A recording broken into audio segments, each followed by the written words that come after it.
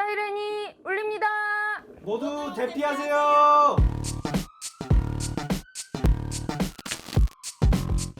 (4월 7일) 재보선 선거 이야기입니다. 새 시장은 누구 뽑으실지 결정하셨어요? 아니요, 아직이요. 너무 뽑을 사람이 없어요. 민주당 박영선 후보가 국민의힘 오세훈 후보보다 먼저 레이스를 시작했는데 사실 그다지 눈길을 끄는 공약은 없었어요.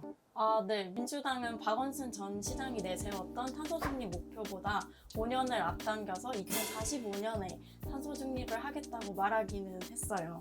박영선 후보 캠프 인사들을 보면 굉장히 화려합니다. 민주당 내에서 그린 뉴딜, 탄소 중립 이야기하시는 분들은 죄다 모여 계세요.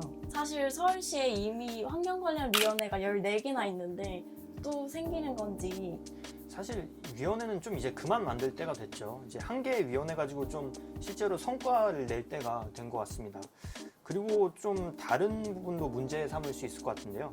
김성환 의원께서는 사실 최근에 기후운동 단체들이 진짜 강력하게 좀 맞서 싸운 그 가덕도 신고항 특별법을 대놓고 이렇게 찬성하신 분이잖아요. 그 전까지는 약간 뭐 기후 전도사 그런 걸로 좀 많이 알려져 있었던 것 같은데 이번에 사실 왜 그런 식으로 좀 발언을 하셨는지 저는 좀 이해가 되지 않습니다. 전기 비행기를 좋아하셔서. 전기 비행기.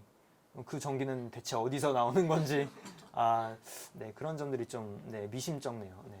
지금이 기후위기고 대책이 필요하다 이 선언은 지난해 거의 대부분의 도시가 이미 끝냈죠.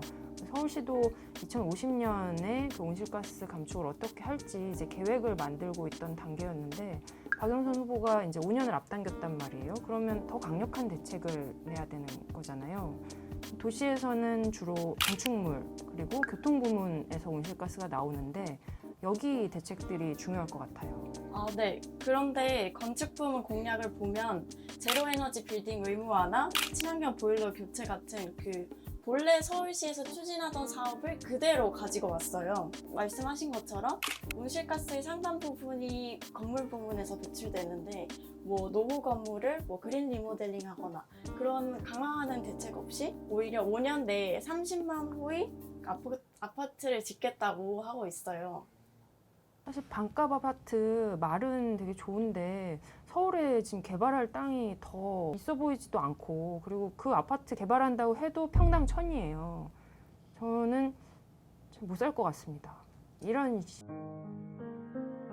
사실 뭐 지금 가장 독보적인 후보는 제가 볼 때 오세훈 후보거든요. 왜냐하면 이분 지금까지 아직도 한 번도 기후위기의 기자를 언급한 적이 없어요. 오세훈 후보는 안 변하신 것 같아요. 그 오세훈 후보는 당선되면 35층 이상 한강 뷰의 고층 빌딩을 지을 생각을 하고 계시고 그리고 돈 없고 집 없는 저 같은 청년들한테는 일타 주택 이런 식으로 그 스피디한 주택 공급을 외치시더라고요. 사실 서울시는 높은 집값 때문에 인구는 줄고 반대로 대신 1인 가구는 증가하면서 건축 부문의 온실가스 배출은 계속 증가하고 있어요. 그런데 이런 추세를 무시하고 제로에너지 빌딩도 아닌 그냥 일반적 주택을 공급하겠다 이런 거는 그냥 단순 표심작이죠. 제가 볼 때 오세훈 후보의 빚은 젊은 세대한테 지금 넘겨주는 그 온실가스 같은데요. 시민 여러분께 진 마음의 빚을 저희가 좀 해외 사례도 좀 살펴봤는데 그 사실 뉴욕시에서 건물 부문이 온실가스의 한 3분의 2 정도를 차지하더라고요. 근데 여기에 담겨있는 탄소 중립 관련 계획에는 건물을 짓는다 이런 얘기는 전혀 없어요. 왜냐하면 그건 결국 시멘트도 쓰고 철강도 쓰고 하면서 온실가스를 배출할 수밖에 없는 것이기 때문이죠. 그래서 오히려 이걸 위해서 과제로 삼고 있는 것들이 유리 빌딩을 금지한다. 아니면 700평 이상의 이제 건물에다가 에너지 소비량을 좀 제한을 하겠다. 그런 것들이 나오고 있고 마찬가지로 서울시도 지금 좀 기존에 세워진 건물들을 거기서 온실가스를 좀 과감하게 줄이는 것 그게 지금 중요한 우선순위라고 할 수 있겠습니다. 교통 부문도 변화가 필요하잖아요. 네. 박영선 후보는 2040년까지 친환경차로 100% 전환하고 그 경부고속도로를 지하화하겠다고 했어요. 경부고속도로를 지하화한다는 말은 지하화하면 차 안 다니나요? 저는 이거 그냥 강남 서초 주민용 공약이 아닌지.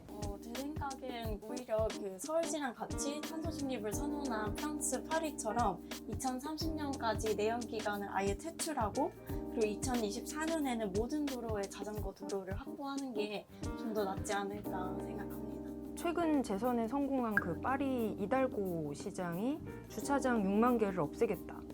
멋집니다. 언니 멋져요. 그 사실 좀 이런 해외 사례들을 보면서 저희가 느끼는 게 다른 도시보다 서울에서 이런 온실가스 감축 사례를 제대로 좀 확립을 해놓는 것이 수도권 외 지역들의 좀 다른 정책에도 많이 영향을 미칠 것 같거든요. 그래서 차기 서울시장은 진짜 강력한 도시 전환 정책을 펼치면서 좀 좋은 사례를 앞으로 좀 남겨뒀으면 좋겠습니다. 마지막으로 저희와 함께 해주시는 청년분들이 차기 서울시장에게 남긴 이야기를 영상으로 전해드리겠습니다.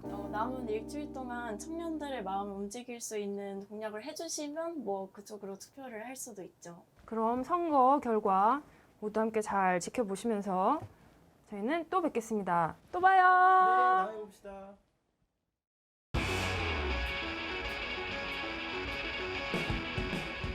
서울시장 후보 여러분, 기후위기는 오직 인간만의 이익을 위해 생명을 착취한 결과물입니다. 그런데 서울 곳곳을 가득 채운 육식문화 이면에 한평생 고통받다 죽임당하는 축산 동물들이 있습니다. 서울의 탈육식을 선언하고 동물 권리를 보장하여 인간 중심주의, 기후위기 악순환을 멈춰주세요. 존경하는 서울시장 후보님들, 공공주택 공급 정책도 중요하지만 내 삶이 행복한 서울, 시민이 주인인 서울을 위하여 기후위기 대책, 쓰레기 대란 대책에 대한 해결책을 간절히 부탁드립니다. 어제 서울시장 토론회를 봤어요. 봤더니 되게 후보들의 기후변화 공약이 굉장히 부실하다는 생각이 들더라고요. 네, 너무 기네요.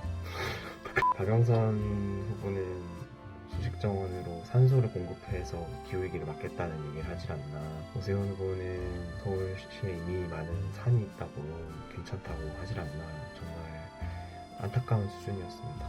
작년 여름에 한강이 불어나서 많은 시민들이 피해를 봤던 기억들이 다들 있으실 텐데요. 기후위기를 막기 위한 시장이 꼭 당선됐으면 하는 바람입니다. 부동산 공약은 이미 포화 상태인 서울을 더 꽉 차게 만들겠다는 내용만 있을 뿐 대규모 개발 사업 시 온실가스 총량 규제 방안에 대한 언급은 전혀 찾을 수 없었습니다. 친환경 도시, 탄소 중립을 이야기하지만 자동차 중심 도시에서 걷기, 자전거, 친화 도시로 중심을 이동하겠다는 말도 없습니다. 4차 산업혁명 등을 언급하며 이전의 공약을 답습하는 것이 아닌 정말 탄소 중립을 목표로 기준을 바꾸는 공약, 시민의 일상과 연결된 공약을 이야기하는 후보를 원합니다.